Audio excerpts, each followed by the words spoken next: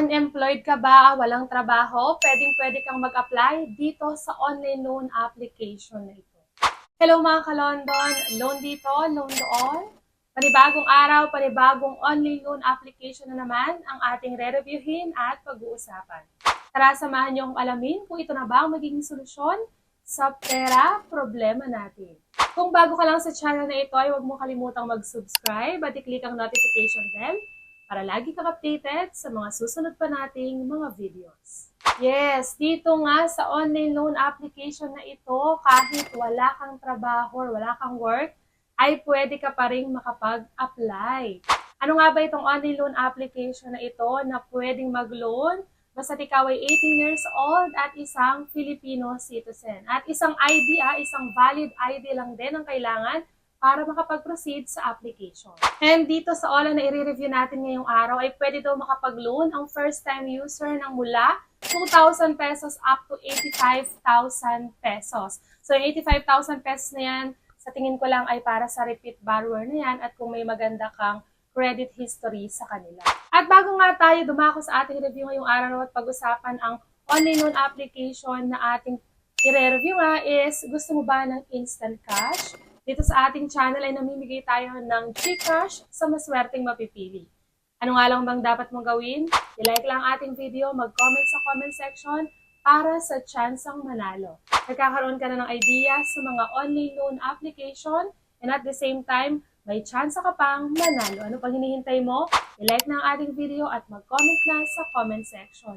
At balikan na nga natin agad itong online loan application na ito na pwedeng mag-loan kahit wala kang work at pwede ka daw mag-loan ng 2,000 up to 85,000 pesos. Ito ay ang Candy Loan at kasalukuyang mayroong 5 na ratings, perfect 5. Pero syempre hindi yan assurance ng isang online loan application ay legit at makatutulong sa atin, lalong-lalo na sa oras ng kagipitan. Kaya mas mainam pa rin talaga na i-check muna natin kung talagang legit ang isang online loan application. Manood muna kayo ng ganitong klase ng review para at least kung hindi man ito legit, ay hindi na masayang ang oras mo. Lalong-lalo na ngayon, nagbabasa ako sa mga comments at sinasabi nila na pati daw yung lahat ng nasa contacts nila ay na-access at mini-message at tinatawagan ng mga agent ng OLA once na hindi tayo makapagbayad sa ating due date.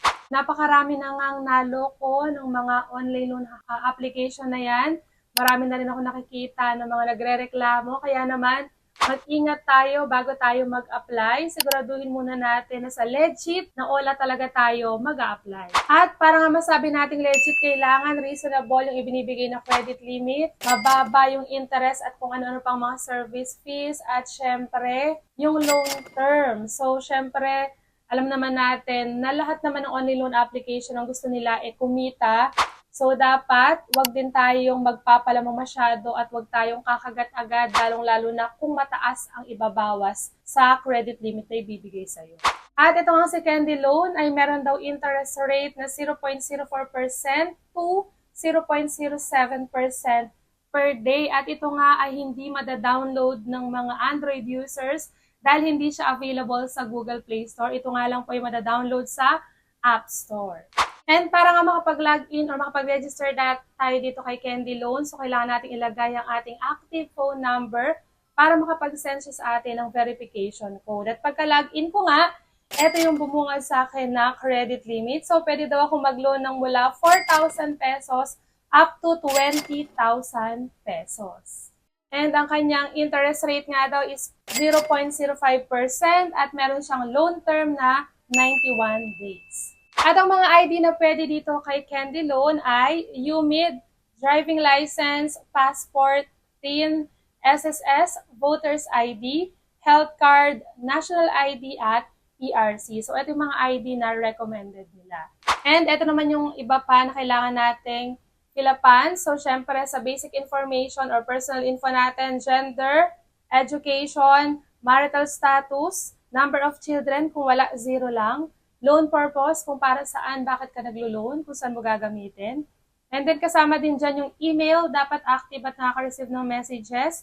Kasama din ang home phone, syempre yung ating complete address. And sa job information or work information, same din siya ng ibang online loan application. So kailangan mo pumili dito kung anong profession mo, work experience kung gaano ka nakatagal.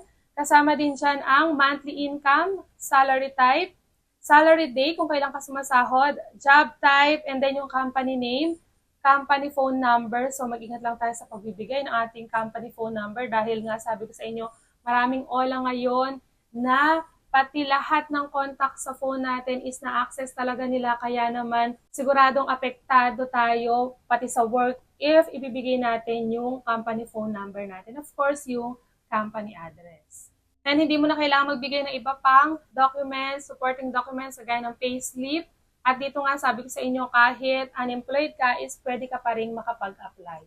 And sa contact information, medyo marami ang kailangan mo i-provide dito. Kailangan mo kapag-provide ng 5. So, pakaisipin talaga mabuti kung sinong ilalagay natin dyan.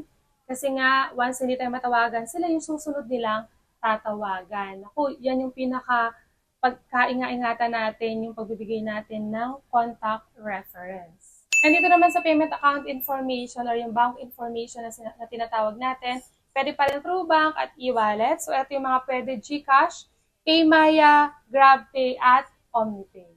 And after nga nating mabigay lahat ng information na kailangan natin sa pag-apply, ay dito na agad tayo sa pinaka-importanting part ng ating review. Siyempre, kung magkano ibibigay sa ating credit limit at magkano na lang yung marireceive natin. So dito nga, bumalik tayo sa umpisa.